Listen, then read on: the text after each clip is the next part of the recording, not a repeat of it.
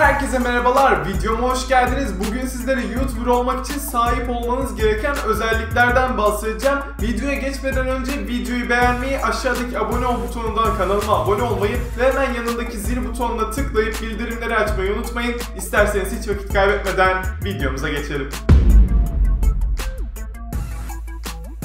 YouTuber olmak için belirli özelliklere evet sahip olmanız gerekiyor. Bunlar doğuştan gelecek şeyler değil. Bu yüzden zaten bu videoyu çekiyorum. Sonradan da kazanabileceğiniz özellikler ve zaten siz YouTube'da bir şeyler yaptıkça bunları mecbur kazanacaksınız. İlk olarak YouTube'un yapı taşlarından bir tanesi var. Sabırlı olmak arkadaşlar. YouTube'da sabırlı olmadan hiçbir yere gelmeniz mümkün değil. Sabır gerçekten YouTube için çok önemli bir şey. Neden derseniz, eğer sabırlı olmazsanız YouTube'u çok kısa bir sürede bırakırsınız. Video atmayı çok kısa bir sürede bırakırsınız. Yani bu hiç zaman almaz. Eğer videolarınızın izlenmesi için biraz sabır göstermezseniz, abonenizin artması için biraz sabır göstermezseniz zaten YouTube otomatik olarak bırakırsınız. Çünkü YouTube'da hiçbir şey hemen gelişmiyor. YouTube'da bir şeyler başarmak için bu platformda vakit geçirmeniz gerekiyor ve vaktinizi geçirdikten sonra da biraz sabrederek o videoların yükselişini görmeniz gerekiyor. Kanalınızın yükselişini görmek için acele ederseniz eğer böyle bir yükseliş göremeyeceksiniz. Bundan emin olabilirsiniz. Tamamen deneyimlenmiş bir durum ve kendim de deneyimlediğim için sizlere şu anda bu kadar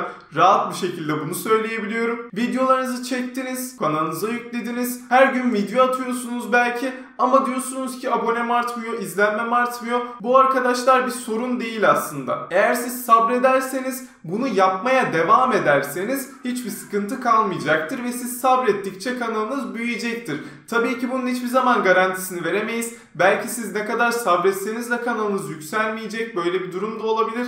Bunun için size şunu tavsiye ediyorum. Sabredecekseniz de bir şeyleri yapabileceğinizden emin olduktan sonra sabredin. Yani bu kanalı geliştireceğim diyorsanız, bu kanalın gerçekten gelişeceğine inanıyorsanız sabırla gelişmesini bekleyin. İkinci olarak üretken olmak var. Üretken olmak kesinlikle YouTube'da en önemli şeylerden bir tanesi. Üretken olmak derken bahsettiğim şey aslında video üretmek, sürekli video içerik üretmek. YouTube'da eğer bir video atıp sonra uzun bir süre video atmazsanız hem YouTube'un algoritması sizi aşağıya çekecektir, hem de siz kendiniz zaten video atmadığınız için takipçi kitleniz doğal olarak sizin yeni videolarınızın gelmesini beklemeyecektir. Sizin sürekli video atmanız gerekiyor ki takipçiniz sizden yeni videolar beklesin ve YouTube'da sizi öne çıkarsın. Siz eğer video atmazsanız YouTube der ki bu kanal demek ki aktif değil, ben bu kanalı neden öne çıkarayım? Ama eğer siz aktif video atıyorsanız YouTube da sizin bu azminizi görür aslında. YouTube artık böyle şeylere gerçekten dikkat ediyor. Siz kaliteli videolar çekiyorsanız, üretkenseniz YouTube bunu görüyor ve sizi öne çıkarıyor. Siz üretken bir şekilde videolarınızı üretmeye devam ederseniz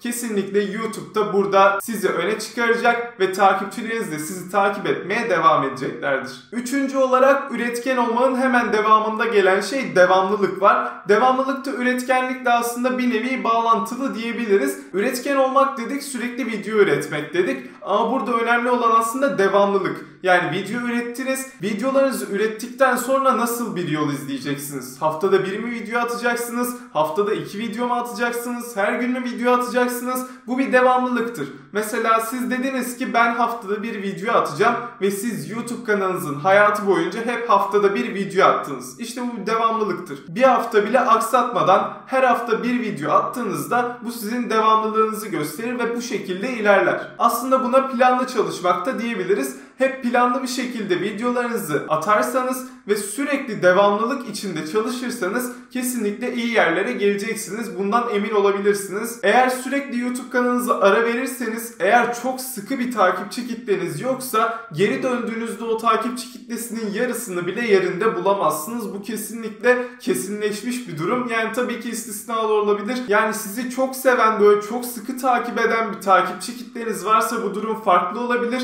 Ama eğer normal bir kitleniz varsa bu kitle siz geri döndüğünüzde ortalıkta olmayabilir. Bu da gayet normal bir durumdur. Misal veriyorum, bir hafta video attınız, 2 hafta ardından hemen video attınız. Haftada bir video şeklinde söylüyorum şu anda. 3. hafta yine bir video attınız, 4. hafta yine bir video attınız, 5. hafta video atmadınız. Daha sonra 6. haftada atmadınız, 7. haftada atmadınız. 3 haftayı diyelim ki böyle boşladınız. Bunu yaptıktan sonra sizin takipçi kitleniz otomatik olarak zaten sizi bir nevi unutacaklardır. YouTube'da karşılarına bir sürü içerik çıkıyor ve bu içeriklerin içinde kaybolacaklardır. Siz orada varlığınızı göstermezseniz takipçi kitleniz de doğal olarak sizi unutacaktır. Kısacası devamlılık göstermezseniz, sürekli YouTube'u boşlarsanız kesinlikle kanalınızın yükselmesi pek de mümkün değil. Dördüncü olarak risk almak var. YouTube'da kesinlikle bir şeyler için risk almanız şart. Hem maddi hem manevi olarak bazı şeyleri sonucunu hesaplayarak yapmanız gerekiyor. Tabii ki sonucu hesaplayın. Burada da tekrardan belirtiyorum. Sonucu hesaplayın ama risk de alın. Yani kimi zaman maddi olarak risk alın, mesela reklama yatırın paranızı. Kimi zaman ekipman alın, bu ekipmanlar da bir risktir. Mesela diyelim ki mikrofon aldınız, bu mikrofonu siz YouTube'da kullanmasanız nerede kullanacaksınız? Diyelim ki YouTube'u bıraktınız, bu mikrofon elinizde kalacak. Bu bile bir risktir ama YouTube'da bir şeyler yapmak için risk almak da kesinlikle şart. Yani mesela ekipmanlarınızı alırken bir risk almış oluyorsunuz veya reklam yaparken bir risk almış oluyorsunuz. Çünkü bunun sonucu da olmayabilir. Kesinlikle eğer bir şeyler yapabileceğinize inanıyorsanız risk alarak bir şeyler yapmayı sizlere tavsiye ediyorum. Yani risk alarak ekipman alın, risk alarak reklam verin. Bunların risklerini alarak ilerlerseniz sizin için her şey çok daha iyi olacaktır. Beşinci olarak bu 4 maddeden biraz daha bağımsız bir şey söyleyeceğim. Eleştiriye açık olmak. YouTube'da bir şeyler başaracağım diyorsanız eleştiriye açık olmanız kesinlikle şart. Eğer siz eleştiriye açık olmazsanız ne devamlılık, ne üretkenlik, ne de sabır olur ortada. Çünkü bir süre sonra siz zaten sabrınızı yitirmeye başlarken, üretkenliğiniz azalmaya başlamışken, devamlılığınızı sürekli aksatırken, yani ara sıra video atmamaya başladığınız bir dönem düşünün.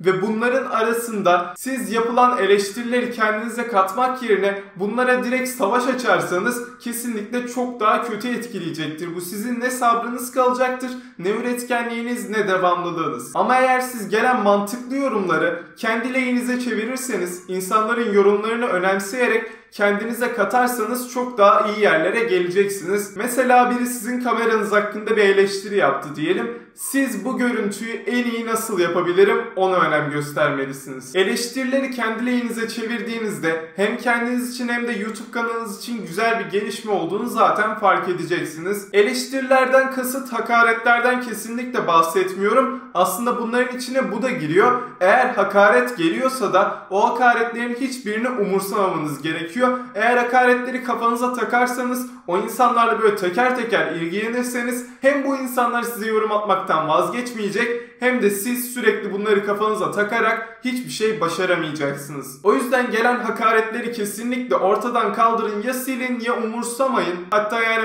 o kadar umursamayın ki silmeyin bile, orada kalsın. Yapılan mantıklı eleştirileri de bakın, iyi kötü demiyorum, mantıklı eleştirileri, bu kötü de olabilir, iyi de olabilir. Bunların hepsini de kendinize katarak yolunuza devam edin. Bu videomuz bu kadardı. Umarım bu videoda anlattıklarım sizlere yardımcı olmuştur. Bir sonraki videolarımızda görüşmek üzere. Hoşçakalın, sağlıcakla kalın. Videoyu beğenmeyi, kanalıma abone ol tuşundan abone olmayı ve bildirim zilini açmayı unutmayın. Hoşçakalın.